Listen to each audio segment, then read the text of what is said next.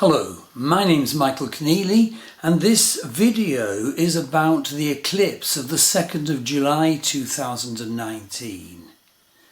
And especially it's about the offering of magical and visionary ways of turning eclipses into opportunities for contacting our greatness. So I seek to describe the eclipse of the 2nd of July, but I also describe some magical techniques. And if you want to try these, email me. And I've been offering various people online sessions, individual sessions using Zoom. And I describe those magical techniques towards the end of this video. Now there's a blog post going with this video, and in the blog post you see the Vedic chart and the Western chart, and there's more detail. So do have a look at the charts in the blog post and read up on what I'm talking about. So basically the eclipse of the 2nd of July occurs in Vedic Gemini. So it's a new moon eclipse with moon and sun in Vedic Gemini, conjunct Rahu, the north node, and also conjunct Venus, which has just entered Vedic Gemini. Now, basically, an eclipse undams things, for good or ill. And basically, if we are on course in our life for the areas the eclipse hits, then this can be a most beneficial undamming. But if we're off course, the eclipse smashes the blocks and false structures, and our life can be significantly disrupted. I had an eclipse on top of my natal Pluto last year, and I feel it's led to a lot of empowerment for me.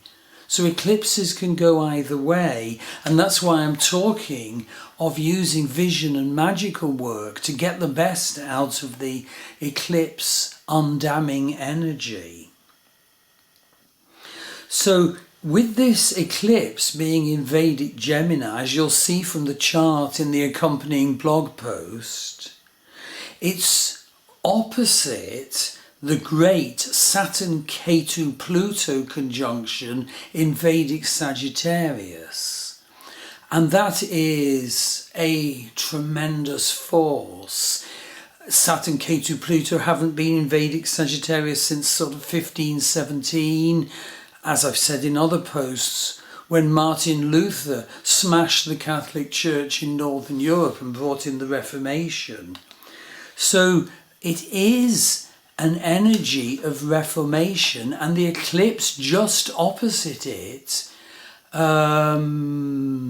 makes that eclipse all the more strong. And the eclipse has a big effect on the Saturn-Ketu Pluto opposite.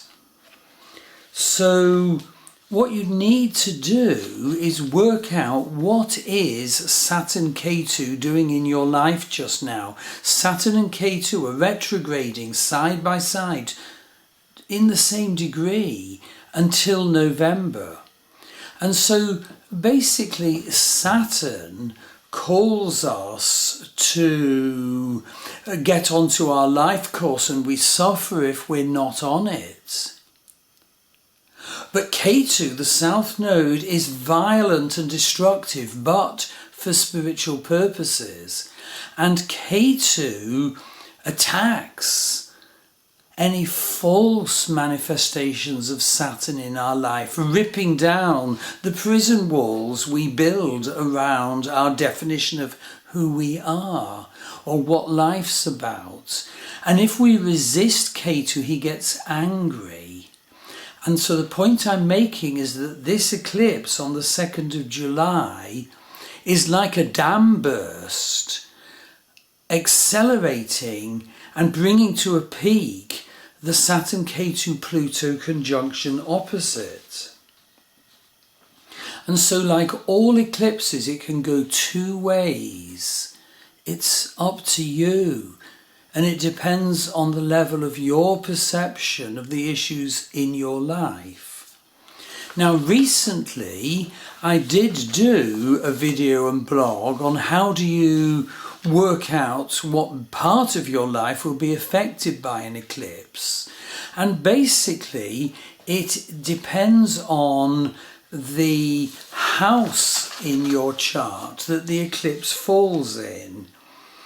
And so this eclipse is in Vedic Gemini, but of course intimately tying into Vedic Sagittarius opposite.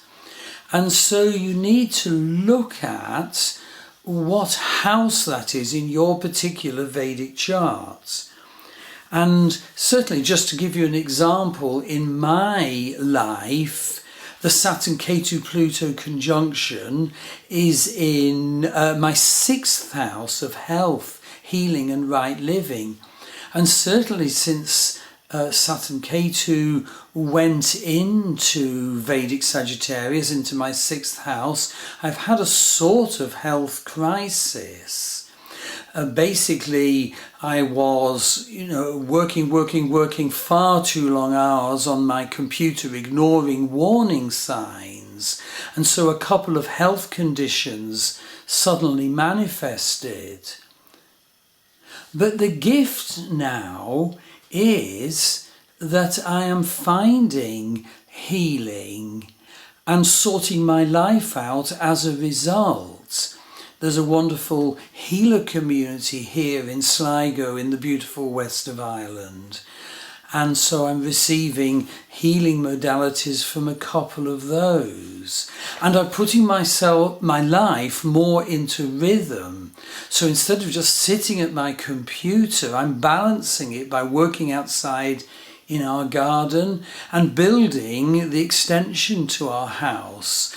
And so I'm undoing the damage I did, unfortunately, to 6th house matters since the Saturn Ketu Pluto conjunction was there.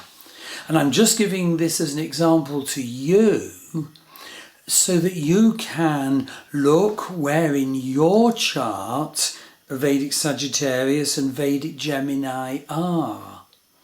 And in my chart, Vedic Gemini is my 12th house, and I do feel this will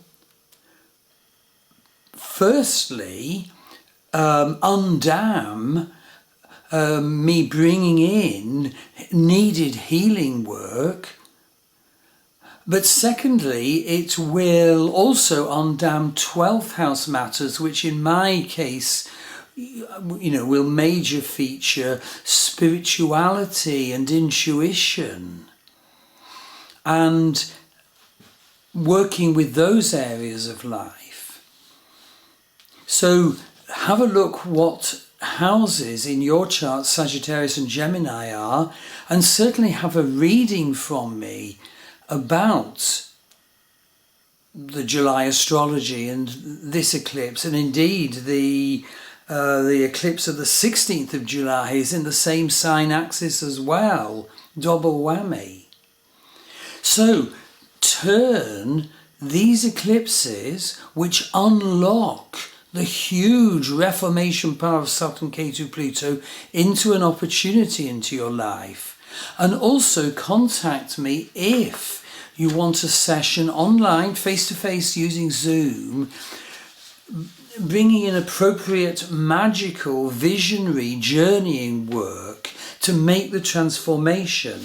So I'll just explain the sort of visionary and magical work I've been using. Okay, let's look at June, the month just ending now. Well, in June there was the horrible, difficult, tense energy of the Saturn Ketu Pluto conjunction and Mars Rahu opposite. But as I said in my Astrology and Healing newsletter for June, there's an oasis of contentment and beauty in that, in June, Venus was transiting Vedic Taurus. And so what I did, I put a little picture of great goddess Lakshmi on the wall, and every morning I lit a candle in front of it. And my purpose there was to do a visionary magic so as to make sure that that oasis of comfort, sensuality, enjoyment and contentment was maximized in my life, so that the tension of the other astrology didn't push it out. And just to say that when I lit the candle, I spoke from the heart to great goddess Lakshmi, discussing how I was managing issues of comfort in the home and contentment and enjoyment. And sometimes, some days, I sort of got it wrong, and I spoke from the heart to great goddess Lakshmi about that. So vision work with deity is tremendous. And in fact, I first came in contact with it in a 5-year university-based field study of social anthropology and ethnography of spiritual forms new to the modern West. And the areas the ethnography covered were Hinduism, Buddhism, paganism, shamanism and utopian community. And within Buddhism, there was a special emphasis on Tibetan Buddhism, which is very, well, potentially very good at deity work, at contacting and envisioning deity, and even becoming deity, arising as deity. So I have a lot of experience in these areas, and you're most welcome to get in touch with me if you want an individual session. Another area that I've been doing online with people, and you can email me if you want a session, is working with Pluto, because of course Pluto is part of the Great Conjunction, Saturn Ketu Pluto now in Sagittarius. And I say this, that Pluto, in one level of manifestation that we cannot avoid or ignore, is the abyss. And basically, if we make a descent into the abyss and share with Pluto in his face as keeper of the abyss, our pain, our wounds, our hurts, our blocks, and get rid of these and throw them down on the floor of the abyss. And if it's something that's really difficult, even ask Pluto as keeper of the abyss to take charge of it so that we can get on with our life positively. That is a needed piece of work with Pluto. And then, you see, the point is that once you have freed yourself of your burdens and secrets and regrets and pains and wounds and your existential wound, then you're lightened and you can go and arise out of the abyss and meet Pluto in his higher form as Kether, the crown chakra. And you can envision work with me. Feel the energy of Kether, your crown chakra, open to the divine light. And you can do this because you've made the descent into the underworld. And if you want to look up, the mythic keys of Pluto, well, a powerful mythic key is Ishtar's descent into the underworld. But from that terrible experience of bereftness and nakedness and suffering and grief, she arose even more powerful. Before she went down, she was goddess of the earth. And after she arose, she was goddess of love as well. I'm just wondering what else I would... Well, yes, another clearing method I could certainly teach is a clearing magical exercise where you make a clearing statement to get rid of certain scripts and patterns that you absolutely no longer want in your life. And I can tell you how to do that. and discuss ways of sort of understanding what's going on and the best way of handling it. And I just want to conclude this video on the eclipse of July the 2nd and turning it into a magical possibility by reading from what a colleague of mine wrote, and we're going to shortly put on the Star Wheel Astrology website, the possibility of visionary work with gods and goddesses, including planetary gods and goddesses, and magical work. And so what she wrote is 100% real spiritual strength is facing the things that make us spiritually weak, mentally and emotionally.